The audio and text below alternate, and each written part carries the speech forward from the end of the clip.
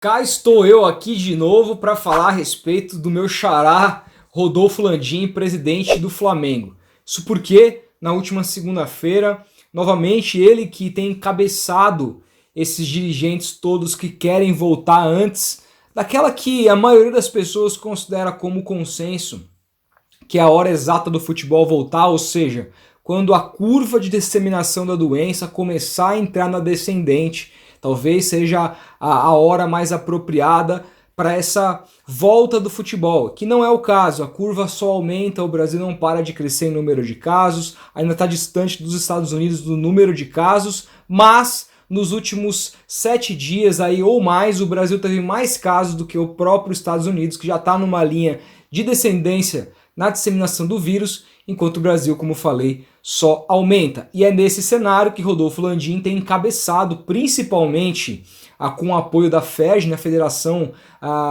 do Rio de Janeiro, onde os times todos lá são afiliados, com algumas exceções, como por exemplo o Botafogo e o Fluminense, que não querem voltar agora, o Botafogo um pouco mais reticente e o Fluminense bastante taxativo sobre a vontade de não voltar a jogar agora. E o Flamengo, por toda a mídia que tem, por todo o alcance que tem, quando você vê um presidente de um clube do tamanho do Flamengo encabeçando essa discussão sobre protocolos para o futebol voltar logo e tudo mais, é óbvio que vira referência para o país inteiro o que esse cara fala. Portanto, assim, o assunto aqui, mais uma vez, é falar sobre Rodolfo Landim, não é porque eu estou utilizando da força do Flamengo para fazer visualização, não é porque eu sou contra ou anti-Flamengo ou anti-Rodolfo Landim, não. É porque nesse momento onde a gente tem cada vez mais tentado se ater à questão da pandemia e o fato de tudo que está ao redor dela fazer diferença para a volta rápida ou não do futebol,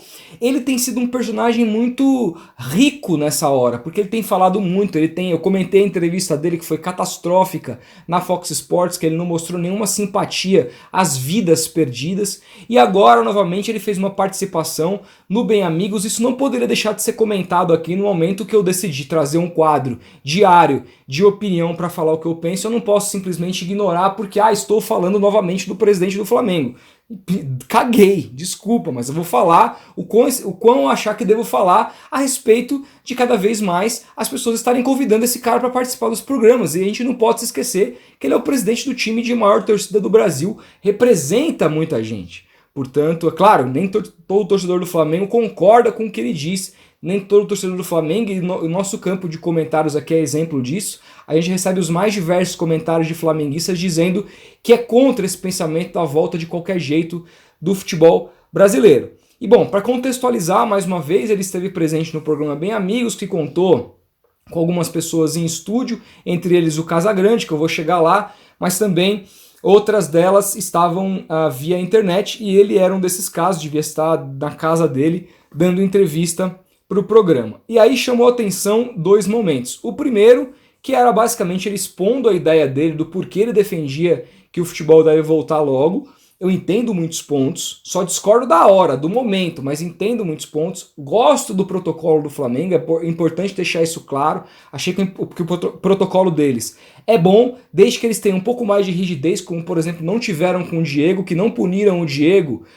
O Flamengo já voltou a treinar, é importante dizer isso. E o Diego passeando aí pela rua, sem máscara, de bicicleta, e ninguém puniu o Diego. Diferentemente, já citei também o caso do Hertha Berlim, que puniu o Salomão Kalou na Alemanha por muito menos. E se a gente vai seguir o exemplo da Alemanha, a gente precisa seguir de verdade o exemplo da Alemanha, não pode ficar só da boca para fora.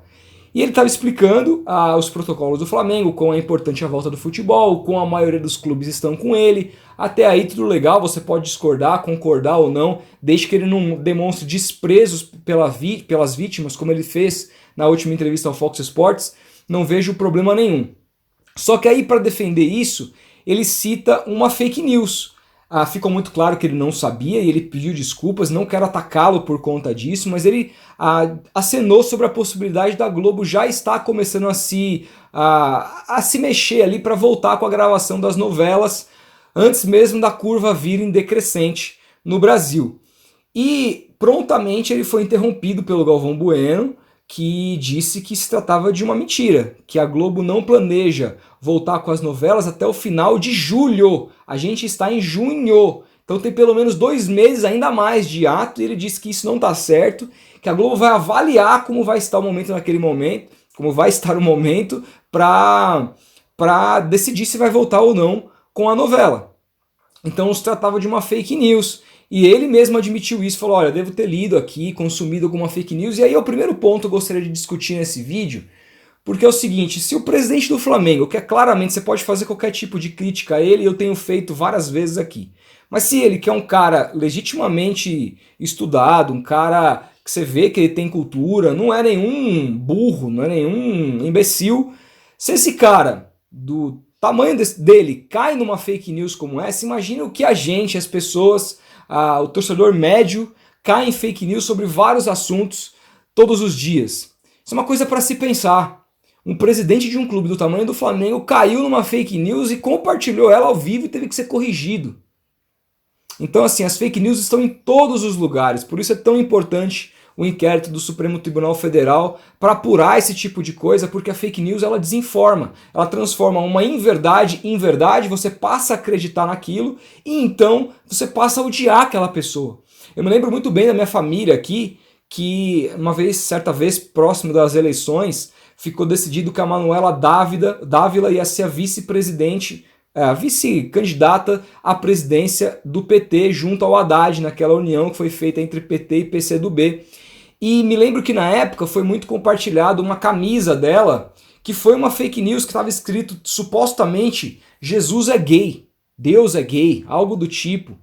E essa fake news se tornou tão famosa e muita gente tinha tanta noção que aquilo era verdade que muita gente passou a odiar essa mulher. Ela, aliás, é um alvo de fake news muito grande aqui no Brasil. E eu lembro que a gente teve uma discussão na minha casa, minha irmã e a minha mãe falaram, puta, foi aquela mulher lá que falou que Deus era gay, que não sei o quê. E minha mãe é uma mulher religiosa, católica, apostólica romana, a minha irmã também sou católico, não tão praticante quanto principalmente a minha mãe, mas detenho essa religiosidade. E através dessa fake news, elas já odiavam, não gostavam da Manuela Dávila. Então eu tive que dizer, olha, é mentira, peguei a foto lá e mostrei a foto real que não dizia aquilo, a camisa estava escrita uma outra coisa. Mas ainda assim a fake news é tão perigosa que a partir do momento que você já faz vistas grossas para uma pessoa, a partir do momento que você teve uma impressão ruim dela, mesmo sendo através de uma fake news, mesmo que você descobre que aquele fato era mentira, você já meio que cria um dissabor pela pessoa inconscientemente. Você não consegue pensar, não, realmente, vai ver que ela é uma boa pessoa, não.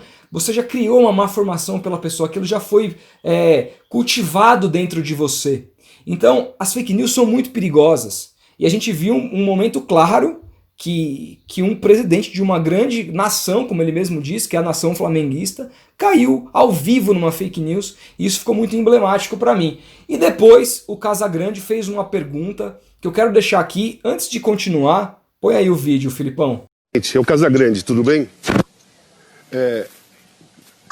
Tudo bem, prazer enorme, Casal. Beleza, primeiro eu quero falar, são algumas partes. Primeiro eu concordo com o Júnior plenamente, eu também não concordo com a volta no futebol. A segunda parte é assim, a pandemia, o governo federal não tratou bem a pandemia. Nós não temos nem ministro da saúde, nós queremos voltar com o futebol. A terceira parte tem que tomar cuidado com fake news, mas já estão tomando providências para acabar com essa rede de fake news. Fake news, o senhor não pode entrar na fake news, a Globo não vai fazer novela, só como o Galvão falou. E por último, o senhor está falando em nome do Flamengo, não em nome do futebol. Os jogadores do Flamengo estão seguros, a família dos jogadores do Flamengo estão seguras, o Flamengo está dando as condições, o Flamengo testa, mas o futebol brasileiro não é só o Flamengo. Você não vai jogar, você não vai dividir o campo e fazer titular contra a reserva e disputar um campeonato. Tem Vasco, tem Fluminense, tem Botafogo, tem os outros do Rio de Janeiro, aí tem Campeonato Brasileiro, os de São Paulo, Rio Grande do Sul e tudo mais. Então, eu vou voltar à mesma pergunta que o Galvão fez, eu acho que o Júnior também tem curiosidade de todo mundo. Por que a pressa, presidente? Por que a pressa? Por que não pode esperar mais um mês ou dois? Por que não pode ter mais segurança para se fazer isso? Qual é o problema, sabe? Tem que pensar em vocês também. Porque o mundo do futebol não é só jogadores de 25 a 30 então, anos. E tem outro. O senhor tem que pensar no Flamengo e em vocês também, porque se der alguma coisa errada, o senhor foi o líder da coisa errada. Então o senhor também tem que tomar cuidado com qualquer tipo de passo se não tiver todo mundo em acordo e principalmente, nós não temos ministro da Saúde, né? Mas tem que ficar de olho aí, ouvindo as atualizações, né? Dos óbitos, a atualização de contaminados, nós não estamos, o pico está subindo, enfim. E nós não somos a Alemanha. Né? Então a minha pergunta, depois desse discurso, minha pergunta é, por que a pressa? Por que a pressa? Bom, como vocês puderam ver, uma pergunta assim que é muito difícil você ver algum jornalista, por exemplo, da Fox Sports fazendo pro Rodolfo Landim quando ele participou de lá.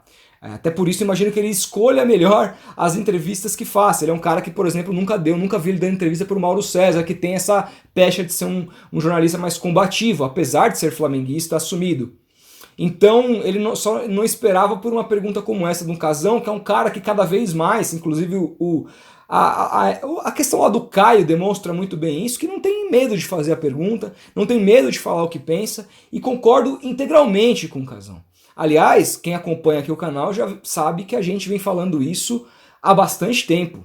A gente já vem citando isso há bastante tempo, sobre o quão aqui nós do Futeboteco, mesmo a gente dependendo da volta do futebol para ter mais trabalho para fazer, para ganhar mais dinheiro no AdSense, na monetização aqui do canal, porque quando o futebol volta, o interesse pelo futebol aumenta e, obviamente, o canal volta a ter o mesmo interesse que tinha antes da pandemia. Para a gente, economicamente, é muito importante, mas a gente não pode jogar isso fora para simplesmente defender a volta do futebol de qualquer jeito. E uma coisa muito importante que o Casão fala, que é muito importante, ninguém ouvi falando pro Rodolfo Landim, é o seguinte: pode cair na tua conta no futuro.